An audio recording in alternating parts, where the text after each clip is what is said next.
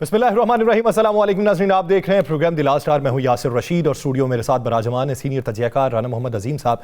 नाज़रीन, आज पाकिस्तान में जो पाकिस्तान का इलेक्ट्रॉनिक क्राइम प्रिवेंशन एक्ट है उसको बाकायदा सदर ने अपनी मंजूरी के बाद एक कानून बना दिया, जो पहले पार्लियामान से मंजूर हुआ, यानी प्रिवेंशन इलेक्ट्रॉनिक क्राइम एक्ट, जो सबसे पहले पाकिस्तान मुस्लिम लीग नून के दौरे हुकूमत में आया था। फिर उसके बाद तरमीम अगर की गई तो पीडीएम के दौरे हुकूमत में की गई। फिर अब की बार उसमें तरमीम कर दी गई है जिसको अपोजिशन ने कुली तौर पे मुस्तरद कर दिया। पाकिस्तान पीपल्स पार्टी ने कहा पहले कि हमसे मुशावरत नहीं हुई, फिर उन्होंने कहा जी हमसे मुशावरत हुई थी लेकिन स्टेक होल्डर से मुशावरत करना जरूरी था। फिर उनका यह था कि हुकूमत की सवाबदी थी वो स्टेक होल्डर्स के साथ मुशावरत करते या ना करते। अब हुकूमत ने स्टेक होल्डर्स के साथ मुशावरत की, लेकिन उसको माने बगैर वो जो मारूजात थी, सिफारिशात थी या एतराजात थे, उनको यकसर रद्द करते हुए ऐवान बाला से मंजूर करवाया गया, सदर मुमलिकत के पास भिजवाया गया। इब्तदाई तौर पर खबरें ये आईं कि मौलाना फजलुर रहमान साहब की सिफारिश के ऊपर इस पर दस्तखत जो है वो कुछ अरसे के लिए डिले कर दिए गए हैं, लेकिन बाद में ये खबर आई कि आसिफ अली जरदारी साहब ने बाकायदा तौर पर उस पर दस्तखत कर दिए हैं और अब वो एक कानून बन चुका है। उस कानून के तनाजुर में वो खबरें जो हुकूमत को नागवार गुजरे, अब बादियों नजर में सभी कहते हैं कि कानून होना चाहिए, उस कानून के तनाजुर में सोशल मीडिया का रेगुलेट होना भी जरूरी है, लेकिन जिस बर्क रफ्तारी से और स्टेक होल्डर्स की मुशावरत के बगैर इसे पास किया गया है वो मुस्तकबिल करीब में बहुत से इबहाम को जन्म देता है, बहुत से सवालात छोड़ता है, उसके अमल दरामद करने के हवाले से भी बहुत से सवालात छोड़ता है। तो अब उसका अगला प्रोसीजर क्या होगा? दूसरी बात यह कि हुकूमत इस वक्त इस नहज तक पहुंची हुई है कि वो कहती है कि बैरूनी सरमायाकारी पाकिस्तान में आ रही है और पाकिस्तान में जो सरमायाकारी होगी ये पाकिस्तान को बेहतर समत के अंदर लेकर जाएगी। और अभी हालिया एक दौरा जो अमेरिका के सरमायाकार हैं, जो ट्रंप ख़ानदान के इन्वेस्टर्स के तौर पर भी हैं, वो पाकिस्तान का दौरा कर रहे हैं और उन्होंने पाकिस्तानी हुक्काम के साथ मुलाकातें भी की हैं और पाकिस्तान में सरमायाकारी की बातें हुई हैं। इसके देर पा असरात कितने होंगे? पाकिस्तान में हुकूमत और अपोजिशन के माबैन चलने वाले मुज़ाकरात जिसको एक ब्रेक लग चुकी है, क्या दोबारा उसका आगाज़ होगा? पाकिस्तान तहरीक इंसाफ अपनी हिकमत अमली को किस हद तक मजबूत बनाएगी? आने वाले दिनों के अंदर एहतजाज का दायरा किस हद तक वसी किया जाएगा? इस सारे मंजरनामे पे बात करेंगे। राना साहब की तरफ बढ़ते हैं। राना साहब, खैर, जो पिछले कोई 4-5 दिन से एक मामला चल रहा था, आज वो एक कानून बन चुका है, क्या कहेंगे उस पर? बिस्मिल्लाहिर्रहमानिर्रहीम। अस्सलातु वस्सलामु अलैका या सय्यदी या रसूलल्लाह, अस्सलातु वस्सलामु अलैका या सय्यदी या हबीबल्लाह, ताजदार ख़त्वे नबूवत जिंदाबाद जिंदाबाद। हमारे पास सच्ची खबर होगी। क्या हुआ? सजाए मौत दे देंगे? क्या हुआ अगर ये एक एक्ट पास कर लिया? चलेंगे हम कोर्ट में, मिलेगा अदलिया से हमें इंसाफ, हमें यकीन है। उसके बाद गलत खबर कौन सी है हमारी? किस खबर में हमें यह सजा देंगे? किस खबर में किसी को पकड़ेंगे? हाँ, अगर कोई गलत तजलील करता है किसी की, अगर गलत खबर देता है, बिल्कुल पकड़े, हम खुद सपोर्ट करेंगे हुकूमत को उसमें। लेकिन यह तो कोई बात ना हुई कि अगर आप गलत काम करें, आप जालसाजी करें, हम सबूत के साथ सामने लाएं, चाहे हुकूमत हो चाहे अपोजिशन हो, तो फिर आप कहें कि आप पे कोई हम केस कर देंगे। वो नहीं होगा। वो अभी सहाफ़ी जिंदा है, अभी सहाफ़ी मरा नहीं है। राना साहब, सहाफ़ी कहते हैं आप किसको हैं? सहाफ़ी आप किसको कहते हैं? वो भी तो सहाफ़ी हैं जिन्होंने साथ मिल के ये इस पर पूरी बातें की हैं, इनको अपनी सपोर्ट फराम की है और इनको बताया मैनेज कर लेंगे। तो वो कौन है फिर, अगर आप सहाफ़ी हैं तो? हाँ जी, वो लोग हैं जिन्होंने अपना सहाफ़ी ज़मीन नहीं बेचता, जिन्होंने ज़मीन बेच दिए, जिन्होंने सारा कुछ तय कर लिया, जिन्होंने ये सारा कुछ करवाया और फिर कहा हम मुजाहरे भी करेंगे और उसके बाद ठंडे होके बैठ जाएंगे। वो कीमत वसूल कर रहे हैं अपने ज़मीर की फ़रोख्त की। हम सब वो सहाफ़ी हैं जो कीमत वसूल करेंगे इंसाफ के ज़रिए। जब मेरा सहाफ़ी खुशहाल होगा, जब पाकिस्तान में सहाफ़त की जंग हम जीतेंगे। 162 लोग शहीद हुए हैं हमारे, 162 इस पाकिस्तान के अंदर। 162 लोगों के जनाज़ों को कंधा दिया है इस आज़ादी सहाफ़त के लिए। दहशतगर्द से लड़े, आमिर से लड़े, सियासतदान से लड़े, वडेरे से लड़े, किससे नहीं हम लड़े हक के लिए। अगर बिल्कुल मैं कह रहा हूं, जब सोशल मीडिया पे जहां पे गलत तो करना चाहिए, लेकिन उस ऊंटनी की टांग काटने की खबर सोशल मीडिया पे आई थी, कौमी चैनल पे बाद में आई थी, याद है ना आपको? कई खबरें हैं जो सोशल मीडिया पर पहले आती हैं। जहां पे मैं फिर कह रहा हूं, हमें सिर्फ इतना क्लियर कर दें कि फेक न्यूज क्या है। फेक न्यूज का तयन कौन करेगा? दूसरा, आप कहते हैं कि असम्बली में जो कार्रवाई हजफ हो गया आपने नहीं दिखानी, तो जो वहां पे गाली गलूच होती है, जो वहां पे कागजात फाड़े जाते हैं, जो वहां पर एक दूसरे को किताबें मारी जाती हैं, जो वहां पर चूड़ियां फेंकी जाती हैं, जो वहां पर गाली गलूच होती है, तो क्या वो चेहरा ना दिखाए? क्या उस चेहरे को सामने लेकर ना आए? क्या वो लोग जो वहां पे जमीर बेचते हैं, जो वोट आपसे लेते हैं, आगे जाके सौदा कर देते हैं, उसके मुतालिक ना बताएं? बताइए ना मुझे। बहुत सारी खबरें होती हैं जिसके सोर्सेज नहीं बताए जाते, नहीं, किसी भी खबर के सोर्स नहीं बताए जाते, लेकिन हमें ये साबित करें ना कि जनाब आपने एक खबर दी है वो गलत है। साबित करें जी किस तरह गलत है, वो साबित कर दें, वो साबित कर दें ना। कोई बात नहीं है यासिर साहब, पिटीशन तैयार हो गई है, दायर हो रही है, अदालतों में जाएंगे, 14 तारीख को पार्लियामेंट हाउस के बाहर मुजाहरा करेंगे। कर रहे हैं, बिल्कुल कर रहे हैं, बिल्कुल कर रहे हैं। और मजे वाली बात आपको बताऊं, पाकिस्तान की सिविल सोसाइटी भी आ रही है, तमाम लोग आ रहे हैं, और उसी दिन इंटरनेशनल फेडरेशन ऑफ जर्नलिस्ट पूरी दुनिया में भी मुजाहरे कर रही है। या आज उन्होंने प्रेस रिलीज जारी कर दी है। ये तो अब होगा, हम आईनी कानूनी जंग लड़ेंगे।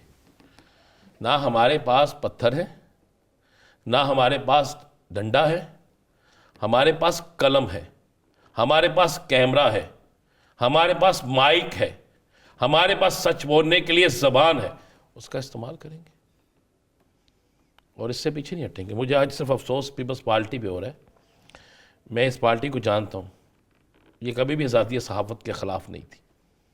मुझे नहीं पता कि क्या मजबूरी बनी है, मुझे नहीं पता कि किस क्या प्रेशर था, लेकिन पीपल्स पार्टी को इसकी बहुत बड़ी कीमत अदा करनी पड़ेगी। लेकिन इस पर मैं क्रेडिट देता हूँ एक शख्सियत को, जो आज भी इस मामले पे जिसने स्टैंड लिया हुआ है, गवर्नर पंजाब। वो कह रहे हैं बिल्कुल बिल आना चाहिए था, लेकिन मुशावरत से आता, डिले हो जाता। मुझे एक समझ नहीं आई यासिर साहब, मौलाना फजलुर रहमान साहब की बात हुई, पीपल्स पार्टी के अपने लोगों की बात हुई, हमारी कराची जर्नलिस्ट के सदर इजाज़ अहमद, हमारे ग्रुप के हसन अब्बास साहब और पूरा की सारी टीम गई शर्जील मेमन साहब के पास। उन्होंने कहा जी बेफिक्र हो जाए, जब तक सदर साहब तमाम सहाफ़ियों से मुशावरत नहीं करते उस वक्त तक नहीं होगा।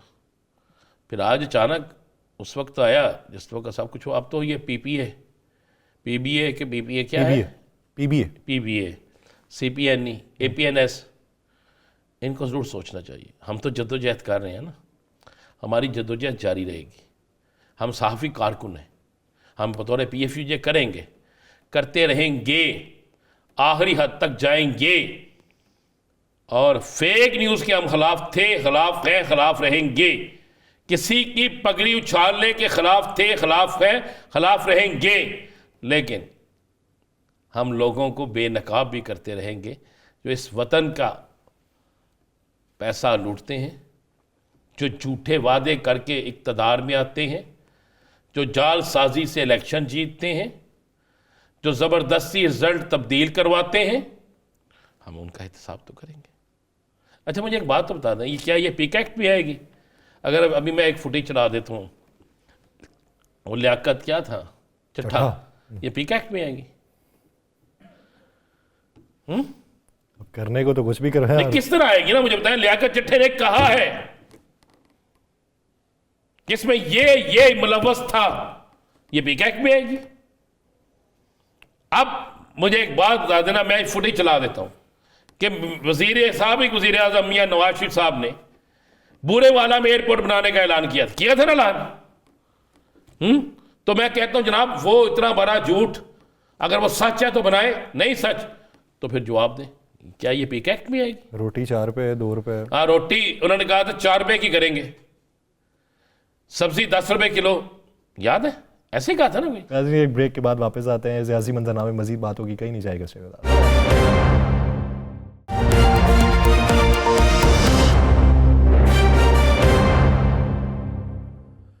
ब्रेक के बाद खुशामदीद नाज़रीन। मौजूदा मंजरनामे में हुकूमत कहती है हमारे इत्तेहादी बहुत मजबूत हैं। हुकूमत कहती है इत्तेहादियों को कुछ भी गुजारिशात होंगी, सिफारिशात होंगी, एतराज़ात होंगे, मना लिए जाएंगे।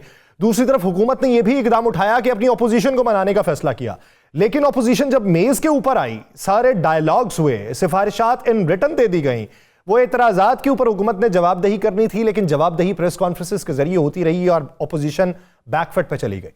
अब अपोजिशन का यह कहना है कि हम अपोजिशन का ग्रैंड अलायंस बनाएंगे जो हमारी तहरीक को मजबूत करेगा। हमारी सिफारिशात, हमारे एतराज़ात, हमारी मारूज़ात अगर हुकूमत की समझ में नहीं आती तो फिर उस प्लेटफॉर्म से बताई जाएंगी और उसका भरम फिर इतना होगा कि हुकूमत को बातें मानना पड़ेंगी। अब इसके अंदर कितनी सच्चाई है और मौजूदा सियासी मंजरनामे में जो कुछ हो रहा है उसके पीछे की मंतिक क्या है, इसी बारे में बात करेंगे। जमीयत उलमा इस्लाम फे के तर्जुमान असलम गौरी साहब ने हमें ज्वाइन किया। असलम गौरी साहब, बहुत शुक्रिया आपके वक्त का। असलम गौरी, सबसे पहले तो सर हम बतौर मुतासरीन आपसे एक सवाल है कि आज सुबह हमें मालूम पड़ा कि मौलाना फजल रहमान साहब के कहने पे कुछ दिनों के लिए मौखर कर दिए गए हैं दस्तखत आसिफ अली जरदारी साहब की तरफ से पीका एक्ट के ऊपर, लेकिन शाम गए फिर खबर आ गई कि उसके ऊपर दस्तखत हो गए, वो कानून बन गया। ना वो पीपल्स पार्टी के रहनुमाओं की हमें मंतिक समझ आई जो ये कहते थे कि स्टेक होल्डर्स को बैठना चाहिए, उनके साथ हुकूमत को बात करनी चाहिए, ना ही आपकी दी गई सिफारिशात की समझ आई कि जिसके ऊपर अमल दरामद ना हो सका। बहुत शुक्रिया आपका। असल में आज सुबह सहाफ़ियों का एक वफद मौलाना साहब से मिला था और उन्होंने ये सारा मुद्दा उनके सामने रखा सूरत हाल पे, और उनकी ख्वाहिश थी कि मौलाना साहब सदर साहब से बात करें, लेकिन उनकी बात से कबल ही ये सब साइन वाइन हो चुके थे। तो इस तरह लगता है कि हुकूमत को या सदर साहब को बहुत जल्दी थी इस काम के लिए, और उन्होंने कहा कि इससे पहले कि हमारे ऊपर को प्रेशर आए हम जल्द अज जल्द इसको साइन कर दें। अगर मदारस बिल को बिला वजह रोका जा सकता है तो ये एक वजह थी रोकने की। आप इसको मुल्क में ले जा रहे हैं, और अगर आज़ादी सहाफ़त ही ख़त्म हो जाए, गो के बहुत सारी इस वक्त भी मैं समझता हूँ लोगों को इस वक्त उन्होंने अपने कंट्रोल में सहाफ़त को किया हुआ है। बहुत से तरीके होते हैं हुकूमतों के पास, लेकिन ये क्या मसला था कि इसके बगैर इनका चारा नहीं है। गो के जब कोई भी कानून बनता है, जब कोई भी कानून साजी होती है तो अवाम को बड़ी खुशकुन बातें दी जाती हैं कि उसका ये फ़ायदा होगा, ये फ़ायदा होगा और ये फ़ायदा होगा। लेकिन जब तरमीम में हमारे साथ जो खुशकुन बातें की थी वो उसके बाद उन्होंने ऑर्डिनेंस के ज़रिए उनको बराबर कर दिया। तो हुकूमत को मेरी समझ में नहीं आ रही हुकूमत चाहती क्या है, हुकूमत कहाँ खड़ी हुई है। अगर ठीक है, मैं समझता हूँ कि हुकूमत अवामी हुकूमत नहीं है, अवाम के नुमाइंदा हुकूमत नहीं है, अवाम के वोटों से बनी हुकूमत नहीं है, लेकिन कम से कम उन्होंने आज नहीं कल इस अवाम को फेस तो करना है। और ये जो कुछ हो रहा है पूरे मुल्क के सहाफ़ी इस तक सरापा एहतजाज है, और बिला किसी तफरीक के हर तंजीम इस वक्त रोड पे खड़ी हुई है, लेकिन हुकूमत की कारों पर जू तक नहीं रहेंगी। ये कोई सियासी जमात तो नहीं है, ये तो सहाफ़ी हैं। मुल्क और कौम को और पूरी दुनिया को हम पाकिस्तान के जो अंदर के हालात हैं या बाहर के हालात हैं वो हमें बताते हैं। तो मैं समझता हूँ ये बहुत बड़ी ज़्यादती की है हुकूमत ने, और इनको ऐसा करके ये अपने लिए दिन ब दिन अपने लिए हालात को मुश्किल करते जा रहे हैं। देख गौरी साहब, आप बड़े करीब तरीन रहे आपकी जमात मुस्लिम लीग नून के, और आपने मियाँ नवाज शरीफ साहब के भी करीब तरीन आप रहे। आजकल भी तल्लुकात ख़राब तो नहीं है, ठीक है, जरदारी साहब से भी तल्लुकात ठीक हैं, सारा कुछ है। क्या ये सारा कुछ करते हुए जिस मुस्लिम लीग नून ने, पीपल्स पार्टी ने, MQM ने, जितने इत्तेहादी हैं इस वक्त हुकूमत में, इन्होंने ये नहीं सोचा कि इस सारी चीज़ों को भुगतना इन्हें भी पड़ेगा? देखिए, ये तो हमेशा से होता है। जो ये हुकूमत में होते हैं कानून साजियाँ करते हैं, किसी और के कहने पे करते हैं, किसी और के मशवरे पे करते हैं, फिर अगली दफ़ा यही खड़े भुगत रहे होते हैं और इसी तरह रो रहे होते हैं कि हमारे साथ ये जुल्म हो हो गया, ये नहीं सोचते कि जब हम इक़्तिदार में थे ये हमने खुद उस वक्त सुलभ किया था। तो ये तो हमेशा होता है, हर हुकूमत के दौर में ऐसा हुआ कि जब वही हुकूमत अपोजिशन में होती है तो वो जो कुछ हमेशा इसकी आज़ादी सहाफ़त के लिए हमने एहतजाज भी किया, आवाज़ भी बुलंद की, हम हमेशा खड़े रहे हैं। यहाँ भी हमने पूरे मुल्क में मेरे जहाँ-जहाँ आपके मुज़ाहरे हुए हैं सहाफ़ियों के, मैंने अपनी जमात के तमाम साथियों को कहा था कि उनमें शरीक हों और बाकायदा पार्टिसिपेट करें। और कामरान मुर्तज़ा साहब ने भी कमेटी के अंदर इस पे सख्त एहतजाज किया शायद आपके लब क्यों, और फिर इसी तरह हमने वोट भी नहीं किया। हमने दोनों जगह वोट भी नहीं किया, ना कौमी असम्बली में ना सेनेट में। तो मैं समझता हूँ कि हुकूमत की आंखों में शायद पर्दा कुछ ज्यादा ही गहरा पड़ गया है और उनको कुछ नजर नहीं आ रहा, सुलझाई नहीं दे रहा। और हालांकि उनको इसको भी देखना चाहिए कि उनके अपने जो पार्टनर हैं जो उनके साथ हुकूमत में हैं वो उनको वोट दे के आगे धक्का तो देते हैं, पीछे से कहते हैं हम हुकूमत का हिस्सा नहीं है, अपोजिशन है। तो हुकूमत को शायद इतना पर्दा पड़ गया उनकी आंखों पे, उनके कानों से इतनी बहरी होगी कि उनको फ्यूचर नजर नहीं आ रहा, फिर बाद में कहते हैं हमारे साथ जुल्म हो रहा है। तो मैं तो हैरान हूँ इस हुकूमत के और इसके इत्तेहादियों के रवैयों पे कि ये कर क्या रहे।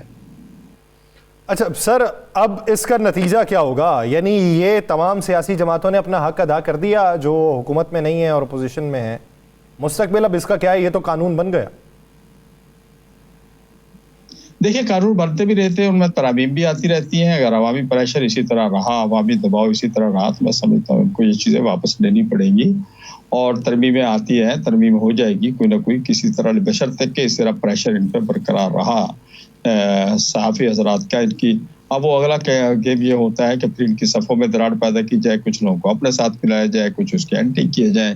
तो मैं समझता हूँ अगर सहाफ़ी हजरात जैसे आज खड़े हुए हैं इसी अंदाज में खड़े रहे तो इनको बहुत जल्द, ज़्यादा देर नहीं, बहुत जल्द इनको इसमें तरामीम करनी पड़ेगी या इनको वापस लेना पड़ेगा। ये नहीं हो सकता, ये तो इस तरह, तो ये समझे आप मार्शल के दौर में भी सहाफ़ियों ने और हम लोगों ने मिलकर जद्दोजहद की है। उस दौर के लोग भी आपके सामने हैं, राणा साहब तो सबको जानते होंगे कि किस तरह सहाफ़ियों ने अलम बुलंद रखा है सहाफ़त की आज़ादी का। और आज अगर ये एक अपने आप को जमहूरी कहलाने वाले, अपने आप को वोट के साथ हुकूमत बढ़ने वाले अगर ये कदम उठाएंगे तो मैं तो समझता हूँ यहाँ तो माशाल्लाह ये इक़दामात भी शर्मा रहे हैं इन इक़दामात के सामने।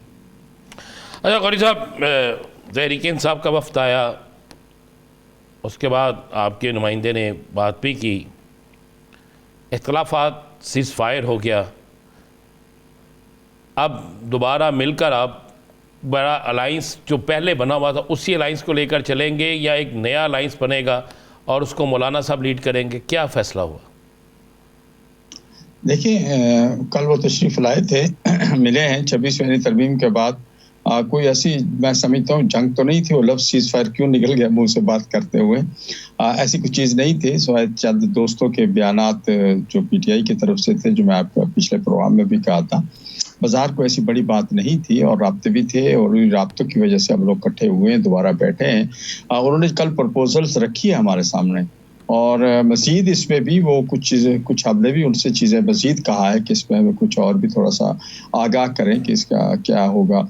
तो वो कह रहे थे हम फिर नेक्स्ट मीटिंग करेंगे और इंशाल्लाह हम जमीयत उलमा इस्लाम का एक मसला ये होता है कि हम फैसले खुद नहीं कर सकते, हमारे जो मुख्तलिफ अदारे होते हैं उनको फैसला करना होता है और इंशाल्लाह हम अपने अदारों में ले जाएंगे। शूरा है, मजलिस उमूमी है, मजलिस आमला, जब ये प्रपोजल्स इनकी फाइनल हो जाएगी तो हम उस अदारों में ले जाएंगे और वहाँ से अप्रूवल लेके इंशाल्लाह। हम तो पहले दिन से अपोजिशन के इत्तेहाद के कायल हैं और हम चाहते हैं कि अपोजिशन का इत्तेहाद जब तक स्ट्रांग नहीं होगा उस वक्त तक हुकूमत इसी तरह के फैसले करती रहेगी। आप क्या समझते हैं कि इसको फाइनलाइज होने के लिए टाइम फ्रेम कितना चाहिए? मेरा ख्याल इतना टाइम की ज़रूरत नहीं है। असल में दूसरी पार्टियों से भी वो राब्ते कर रहे हैं, शायद खाकान साहब से भी उनका राब्ता हुआ है और पार्टियों से भी वो राब्ते कर रहे हैं। जैसे राब्ते उनका मुकम्मल हो जाएंगे तब तक मामलात आगे की तरफ डे बाय डे बढ़ रहे हैं और ये इस तरह के जो इक़दामात हैं ये अपोजिशन को मज़ीद मुतहद कर देते हैं और आवाम के अंदर इश्तियाल को मज़ीद बुलंद करते हैं। और जब अपोजिशन को दीवार के साथ लगाया जाता है, ये दीवार है ना, पीटीआई ने वोट किया ना हमने वोट किया, जब आप उनको दीवार के साथ लगा के कोई इस तरह के इक़दामात करते हैं तो फिर उसके बाद वो फिर इकट्ठे होते हैं, फिर मुहाज़राई, हुकूमत से मुहाज़राई शुरू होती है। और हुकूमत को एक अच्छा मौका मिला था मुज़ाकरात का पीटीआई के साथ, बड़ी पार्टी अपोजिशन की, और उन्होंने मुज़ाकरात को सबूताज़ किया, ऐसा नहीं होना चाहिए था। और अगर अगर अगर एक जुडिशल कमीशन बन जाता तो कौन सी क़यामत आ जाती। जुडिशल कमीशन बनते रहे, आज तक बेचारा हमूदुर्रहमान कमीशन पता नहीं कहाँ फिर रहा है। तो ये तो बनते रहते हैं। तो ये इस चीज पे इतना बड़ा एक अहम जो मौका मिला था दोनों पार्टियों को आपस में मिल बैठने का और मसाइल को हल करने का, मेरा समझता हूँ कि उन्होंने मौका ज़ाया किया है और इत्मीनान के फुकदान ने ये सारे मसाइल पैदा किए।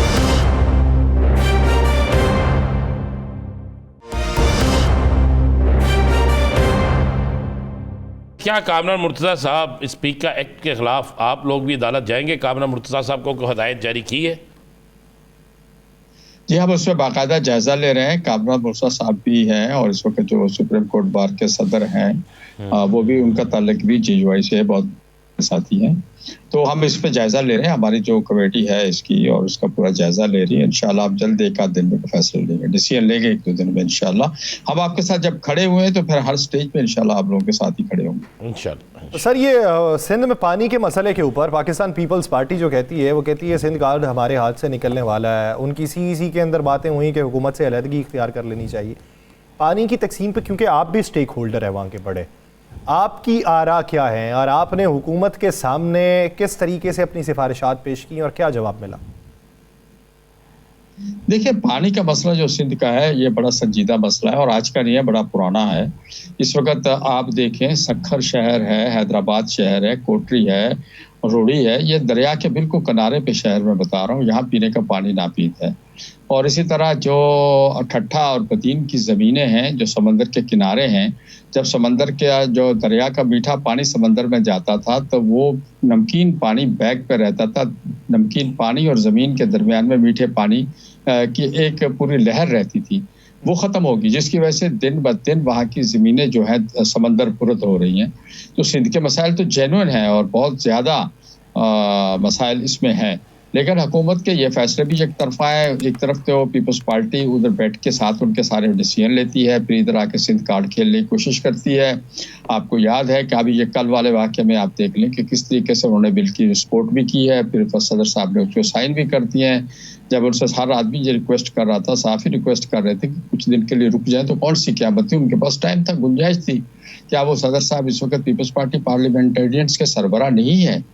तो क्या उनके वोटों से वो नहीं बैठे हुए? तो क्या ये हुकूमत पीपल्स पार्टी अपनी दोरंगी ख़त्म करे? इस तरह से दोरंगी से पीपल्स पार्टी को ही नुकसान हो रहा है। अवाम इतने बेवकूफ़ नहीं है, वो जानते हैं कि हुकूमत पीपल्स पार्टी कर रही है और पीपल्स पार्टी सबसे बड़े मज़े ये ले रही है कि वो कोशिश कर रही है अवाम को ये बताने कि हम अपोजिशन में हैं और इस वक्त सारे अहम गवर्नर उनके पास है, स्पीकर उनका है, चेयरमैन सेनेट उनका, सॉरी डिप्टी स्पीकर उनका है, चेयरमैन सेनेट उनका है। इसी तरह आपका सदर पाकिस्तान है, 2 सूबा गवर्नर है, इक़्तिदार लेके बैठे हुए हैं। बलूचिस्तान में देख लें आप, तो ये फिर भी कहते हैं कि हम उनके पार्टनर नहीं है। तो मैं समझता हूँ पीपल्स पार्टी अपने साथ भी ज्यादती कर रही है और सिंध के अवाम के लिए वो सिर्फ चाहती है कि सिंध के में कोई तहरीक खड़ी ना हो, इसलिए इस तरह के बयानात देती है। हालांकि मेरे इल्म के मुताबिक पीपल्स पार्टी ने मरकज़ में ये मामला पहले से तय कर दिए हैं और वफाकी हुकूमत के साथ ये मामला तय करके बैठी है। वो इस पानी के मसले पे उनके साथ सपोर्ट कर रही है अंदरूनी खाना। अच्छा जी, कल को इत्तेहाद 10 दिन बाद, 15 दिन बाद या 20 दिन बाद, इससे ज़्यादा क्या टाइम लगेगा? आखिरकार एक बड़ा इत्तेहाद बन जाएगा। आप समझते हैं इस बड़े इत्तेहाद के बनने के बाद हुकूमत अपना टाइम पूरा कर सकेगी? हुकूमत तो आज भी डगमगा रही है, हुकूमत तो आज भी कुछ नहीं कर पा रही। हुकूमत ना कोई आवाम के लिए तकलीफ दे रही है, ना हुकूमत के पास वो पार्लियामेंट के अंदर वो कुव्वत है। एक पीपल्स पार्टी तो है जिसे इसको स्टे दे के खड़ी हुई है और दूसरा कभी कभी एमक्यूएम भी आके दिखा देती है, लेकिन फिर वो मिल जाते हैं। तो ये कोई एक पार्टी भी हिल गई तो हुकूमत चली जाएगी और इतना बड़े इत्तेहाद का सामना ये कैसे करेंगे? ये जब एक तरफ अपोजिशन की सारी पार्टियां एक तरफ इकट्ठी हो जाती हैं, को बड़ा इत्तेहाद अपोजिशन का बन जाता है, तो उसके बाद जो हुकूमतें होती हैं वो बिल्कुल एकदम गिर जाती हैं। और लाख लेबर यूनियन है, मजदूर है, सारी उम्र गुजर गई है, बुढ़ापा है, उनको जबरदस्ती निकाल रहे हैं, हालांकि हुकूमत के सर पे बोझ नहीं है, लेकिन चूंकि IMF को बताना है और ये करना है इसलिए इनको निकालो। इसी तरह यहाँ के यूनिवर्सिटियों के प्रोफेसर एहतजाज पे हैं सिंध के, तो सिंध में तो मसाइल बहुत ज़्यादा हैं जिनसे ये तवज्जो हटाने के लिए आवाम को, ये आपके यहाँ पंजाब में, ये दूसरे सूबों में आके पीपल्स नून लीग पे तनकीद करते हैं, हालांकि अंदर से ये और नून लीग मिले हुए हैं। सिंध के मसाइल से तवज्जो हटाने के लिए अपोजिशन का राग अलापा जा रहा है। कल एक, आपको याद होगा, एक सहाफ़ी, एक अब ताजर ने एक मजाक के जुमले में बकौल उसके, तो उसने एक बात की, तो उस पर खुद बिलावल साहब को सामने आवाम के आना पड़ा और आके अपनी सफाई देनी पड़ी। वज़ीर आला को लेके आए, अपनी टीम को लाए, मीडिया के सामने खड़ा किया। तो इस हद तक अंदर से ये कमज़ोर है कि एक मजाक के जुमले पे ये बौखला गए हैं। तो मैं समझता हूँ कि पीपल्स पार्टी को अपना रवैया ठीक करना चाहिए। अगर वो समझते हैं कि फ्यूचर में शायद उनको हुकूमत मिलेगी या उनके किससे मामला इस तरह किस्म के तय हैं, तो हर दफ़ा मामला तय करने से हुकूमतें नहीं बनती हैं, ना मिलती, और बाज़ औक़ात ऐसा भी होता है कि ऐसे फैसले जो है गले में पड़ भी जाते हैं। अच्छा गौरी साहब, एक आखिरी सवाल मेरी तरफ से, आपको क्या लगता है कि माजी करीब में उन्होंने अपने मामला तय करने के लिए कितनी तगोदो की है और उसका जवाब क्या मिला? किन्होंने जी? पाकिस्तान पीपल्स पार्टी ने। तो ये तो सबको पता है कि पिछली 2-3 हुकूमतें उन्होंने मामला तय करके लिए हैं। नहीं, मैं अभी की बात, मैं सर अभी की बात कर रहा हूं कि जब से वो फीड किया जाने लगा, एक बयानिया बनाया जाने लगा, वो पाकिस्तान मुस्लिम लीग नून के वज़रा पे तनकीद करने लगे, उस वक्त अगले वज़ीर आज़म बिलावल भुट्टो के हवाले से जो बयानिया बनाया जा रहा था, तो उसमें बादियुन नज़र में ये था कि मामला तय करने की कोशिश की जा रही है। मैं इस ज़मन में पूछ रहा हूँ सर, ये फ्रेंडली लड़ाई है। असल अपोजिशन को पीछे करने, धकेलने के लिए ये इस तरह एक दूसरे को तनकीद करना और इस तरह की बातें करना, ये सब कुछ फ्रेंडली है, इसमें कोई ऐसी चीज़ नहीं है। और अगर मैं समझता हूँ कल को अगर पीपल्स पार्टी ये समझती है हमें हुकूमत मिलेगी, तो पीपल्स पार्टी अकेली हुकूमत तो नहीं कर सकती। उसके नून लीग के वोटों के बगैर वो कैसे हुकूमत कर सकती है? क्या अगर नून लीग अपनी हुकूमत गिराएगी, पीपल्स पार्टी उसको गिराएगी, फिर क्या नून लीग उनको वोट करेगी? तो मसाइल है, ऐसी बात नहीं है कि पीपल्स पार्टी को मरकज मिल रहा है, अंदर सब मिले हुए हैं और सब कुछ मिलके किया जा रहा है। अच्छा गौरी साहब, मेरा भी आखिरी सवाल है। एक बात जो बड़ी चहमगोइयाँ हो रही हैं इस चीज़ की, और मैं इस्लामाबाद में था तो वहाँ पर भी ये बात बड़ी तेज़ी से गर्दिश कर रही थी कि कोई मामला तय हुआ था कि हाफ इक़्तिदार का, कुछ अर्सा आप करेंगे, कुछ अर्सा हम इक़्तिदार करेंगे, जितना भी टाइम था। क्या आपके जहन, आपके नोटिस में है या कोई ऐसी चीज़ है कि पीपल्स पार्टी और नून लीग में कोई मामला तय भी इस मामले पे हुए थे कि इतनी देर हुकूमत करेंगे, इसी वजह से ये तमाम मामला के बावजूद एक दूसरे के साथ है? नहीं, मेरा ख्याल ऐसा नहीं है। हमने सुना, मैंने भी है आपकी तरह, हमारे यहाँ भी हमने सुना है, कुछ सहाफ़ी दोस्तों ने बताया, कुछ और लोगों ने बताया, लेकिन ऐसा बाज़ार नज़र नहीं आ रहा है, बल्कि खुशो खुर्रम है। 2 सूबों की हुकूमत उनके पास है, एक सूबा उनके पास है, वफाक उनके पास है। मेरा ख्याल पावर शेयरिंग पूरा फ़ायदा उठा रहे हैं वो, और ऐसा है नहीं है, ऐसा वो करेंगे भी नहीं ना, ऐसा किया जा सकता है। जिस तरह से इस वक्त हुकूमत IMF से या दूसरी जगहों पे जो इस वक्त मुज़ाकरात कर रही है, जो मुआहदे कर रही है, वो फौरी तौर पे हुकूमत तब्दील करके वो सारे मामलात के पसे पुश चले जाएंगे। साहबजाद है, जब पीपल्स पार्टी की हुकूमत आएगी, उसका वज़ीर ख़ज़ाना आएगा, तो वो फैसले अपने करेगा जो शायद IMF को काबिल कबूल ना हो। तो इसलिए मैं नहीं समझता कि फौरी तौर पे कोई इस तरफ बजा रही है कि हुकूमत का शायद कुछ चेहरा तब्दील करना प्राइम मिनिस्टर का जरूरी होगा और बाकी टीम वही रहेगी। ऐसा नजर नहीं आ रहा, बाजार नजर नहीं आ रहा, क्योंकि वोट वही है, चेहरा बदलना है तो हो सकते हैं। अगर खुदा न खास्ता प्राइम मिनिस्टर का चेहरा तब्दील होता है, जो कि मुझे नजर नहीं आ रहा, तो फिर हो सकता है अगला चेहरा भी मुस्लिम लीग से हो, लेकिन बज़ाहिर ये अभी दिखाई नहीं देता। बहुत शुक्रिया असलम गौरी साहब इस हवाले से अपना वक्त देने के लिए। राना साहब, बातें कुछ चल रही हैं, एक तरफ खैबर पख्तूनख्वा में तब्दीली की, दूसरी तरफ अब सिंध में भी तब्दीली की बातें हैं कि अगर ये तब्दील हो गए तो ये हो सकती हैं अगली नई वज़ीर आला। फरियाल साहिबा का नाम भी आ रहा है। अब ये खबरें जिस बरकरफ्तारी से सूबों के हवाले से चलना शुरू हो गई, इसके पीछे की वजह क्या? मेरे पास इतला यह है कि 2 सूबों के हवाले से संजीदगी से गौर हो रहा है, सिंध और बलूचिस्तान। अच्छा, इन 2 सूबों के हवाले से बड़ी संजीदगी से गौर हो रहा है। यहाँ पर कुछ बड़ी तब्दीलियाँ मुतवक्के हैं। मिसाल के तौर पे बड़ी तब्दीलियाँ आप ले सकते हैं हुकूमत के अंदर भी। ब्यूरोक्रेसी की तब्दीलियाँ तो हम बड़ी तब्दीलियाँ नहीं कहते, लेकिन कम अज़ कम हुकूमत के अंदर बड़ी तब्दीलियाँ जो है मुतवक्के हैं। मिनिस्ट्रीज में आप कर गौर करें ना, कल बिलावल साहब ने जो तकरीर फरमाई, उसमें उन्होंने कहा कि अगर आपको वज़ीर आला से कुछ शिकायत है तो आपने मुझसे बात करनी है। ये लफ्ज़ इस्तेमाल किया ना उन्होंने कहा किसी और से नहीं करनी है, आपने मुझसे बात करनी है। तो इसका मतलब है कि वो वज़ीर आला की कारकर्दगी पर मुतमिन नहीं है। या वो कहते हैं वहाँ पे कि जनाब अगर आपको कोई प्रॉब्लम है तो ये वज़ीर आला आपके लिए हाजिर है। हालांकि वहाँ पे ताजरों ने कहा कि हम जब बने चैम्बर के प्रेसिडेंट में बना, उस ताजर ने कहा और मैंने वज़ीर आला को फ़ोन किया और मैंने टाइम मांगा तो 2 दिन बाद उन्होंने मीटिंग अरेंज कर दी।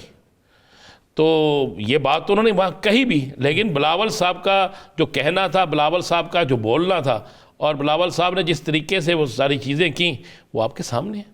तो उससे ये जो आपने बात की है ना कि अफवाहें गर्दिश कर रही हैं, तो अफवाहें गर्दिश कर रही हैं, एक नहीं 2 सूबों में कर रही हैं। फिर बलूचिस्तान में क्यों? बलूचिस्तान के हवाले से भी सुनने में आया कि बलूचिस्तान के अंदर के हालात और बलूचिस्तान के अंदर के जो वहाँ पे सियासी लोग हैं, सियासी इत्तेहादी भी हैं, वो भी अब सख्त नाला हैं। वो कहते हैं कि तब्दीली होनी चाहिए।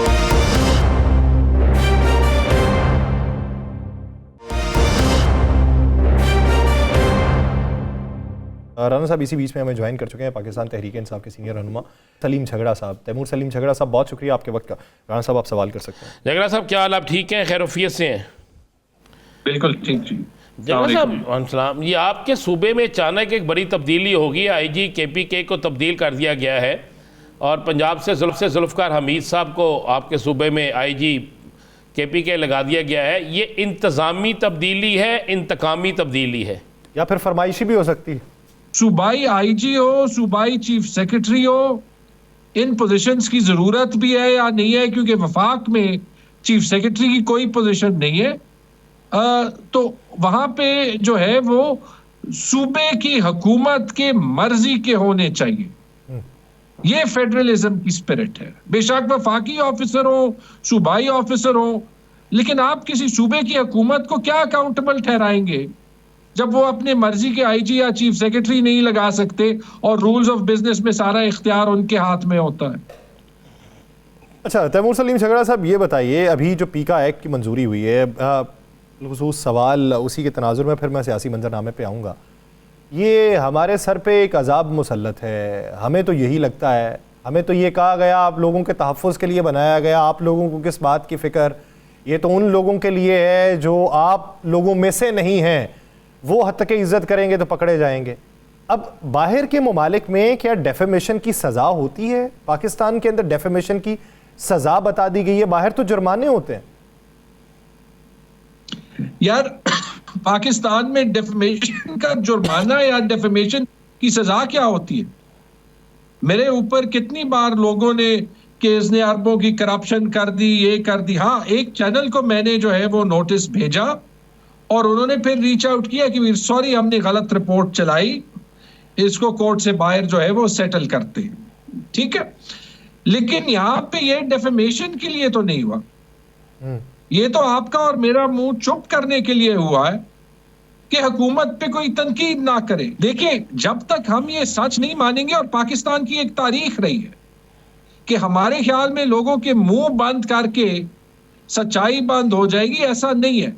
और मैं अभी ये कहूंगा कि ये मीडिया के लिए, सिविल सोसाइटी के लिए एक अपॉर्चुनिटी है और हमारे लिए भी एक अपॉर्चुनिटी है कि हम इस पे एक आवाज उठा के उठाएं। और मैं ये कहूंगा कि आपका अगला सवाल शायद ये हो कि जी ये पीका एक्ट PTI के वक्त में भी आया था, अगर आया था तो गलत आया था। उस वक्त हमने पार्टी के अंदर आवाजें उठाई थी, हम सीख जाएंगे। अच्छा, अगर हम तैमूर साहब स्टैंडिंग कमेटी सेनेट से आपके चेयरमैन ने इसे मंजूर किया है। नोटिस भी आप लोग, आपका चेयरमैन जी, आपके KPK से तल्लक रखने वाले सेनेटर। हाँ जी सर, मैं श्योर आपको कह रहा हूँ, मैं गारंटी से कह रहा हूँ। कल आपके सेक्रेटरी इत्तलात ने इस बार प्रेस गारंटी से कह नहीं सकते ना, क्योंकि हम भी गारंटी से नहीं कह सकते कि हमारा चेयरमैन था या नहीं। नहीं, आप दुरुस्त, आप जिस एंगल से कह रहे हैं आप दुरुस्त कह रहे हैं, लेकिन फिर अभी तक आपकी जमात में क्यों? देखिए, शो कॉज नोटिस उसको दिया है, मुद्दत हो गई सलीम भाई, मुद्दत हो गई ना। जाती तौर पे फैसल सलीम मेरा दोस्त है। जब इलेक्शन था उसका सेनेट का, मुझे याद है, मैं सूबाई असेंबली में था, फैसल सलीम का बिल्कुल मार्जिन पे आखिरी जो वो बड़ा कॉम्प्लिकेटेड सिस्टम होता है सेनेट के इलेक्शन में, वो चौथे पांचवें वोट के नंबर्स पे जो है वो उसका आ गया था। ये किसी को नहीं करना चाहिए और ना किसी को सियासतदानों को जो है वो फोर्स करना चाहिए कि वो जो है पार्टी एक बिलोंग करे, एजेंडा किसी और का कैरी करे। आपको पता है कि ये लोग फिलहाल बहुत सी पार्टीज में मौजूद है, वो फॉर्म 47 वाले जो JUI में है, जो बाकी पार्टीज में है, उनसे भी ये काम लिया जा सकता है।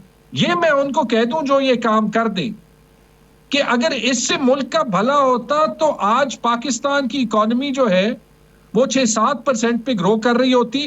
पाकिस्तान की इकोनॉमी 300 अरब डॉलर की नहीं होती, 1 ट्रिलियन डॉलर की होती। और इसका आप इमरान खान पे इसलिए इल्जाम नहीं लगा सकते क्योंकि 3 साल इमरान खान ने हुकूमत की है, 70 साल आपने की है, या भुट्टो खानदान ने की है, या शरीफ खानदान ने की है, या यहां पे मिलिट्री हुकूमतें रही हैं, हाइब्रिड निज़ाम। तैमूर साहब अब करेंगे क्या? एक तरफ डायलॉग की बातें थीं, डायलॉग भी ख़त्म हो गए, सारे दरवाजे वो जो हुकूमत ने बज़ाहिर खोल रखे थे, वो पहला दरवाज़ा खुला था, पीछे वाला बंद था। अब आने वाले दिनों के अंदर वो जो अपोजिशन के ग्रैंड अलायंस बनाने की तगोदू है, वो किस हद तक कामयाब होती दिखाई देती?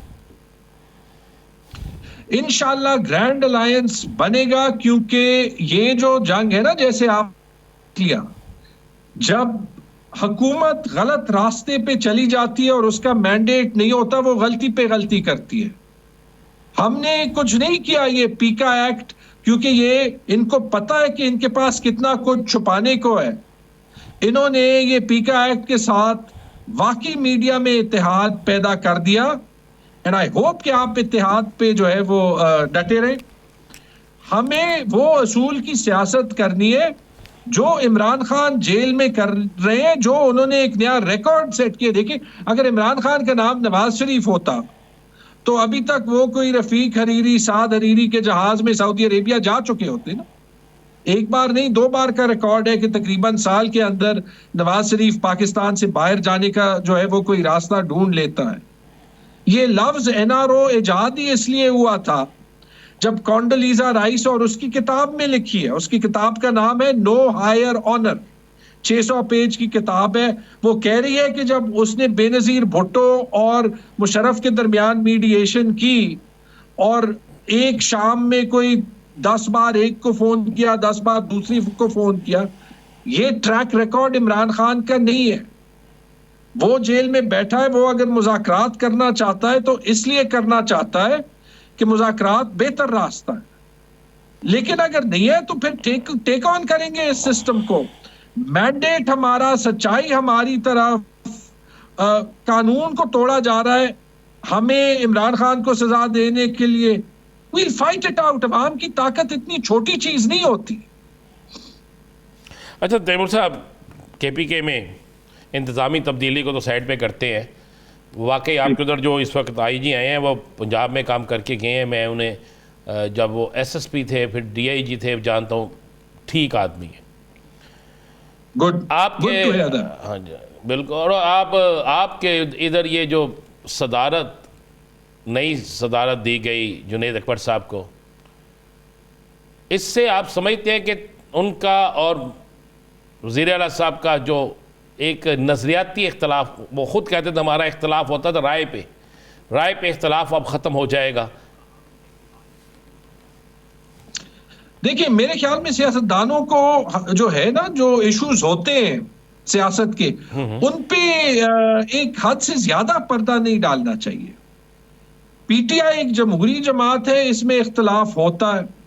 इस वक्त जो हमें जरूरत है इंटरनली, इसमें जुनैद की भी रिस्पॉन्सिबिलिटी है। और देखिए, ये वाहिद पार्टी है जो जुनैद जैसे एक ऐसे लड़के को जो मिडिल क्लास का हो, जिसने विलेज काउंसिल से सियासत शुरू की हो, कि उसको वो आपका सूबाई सदर लगा सके एक ऐसे टाइम पे जो पूरे मुल्क की सियासत में एक बहुत इंपॉर्टेंट रोल।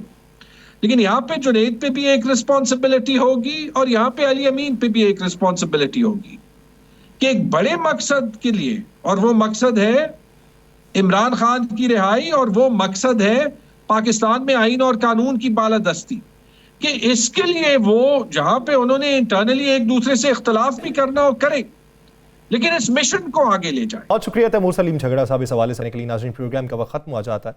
मुझे और राना साहब को दीजिए इजाज़त। आपसे मुलाकात होगी कल के रोज़। अपना बहुत सा ख्याल रखिएगा। अल्लाह ने के बाद।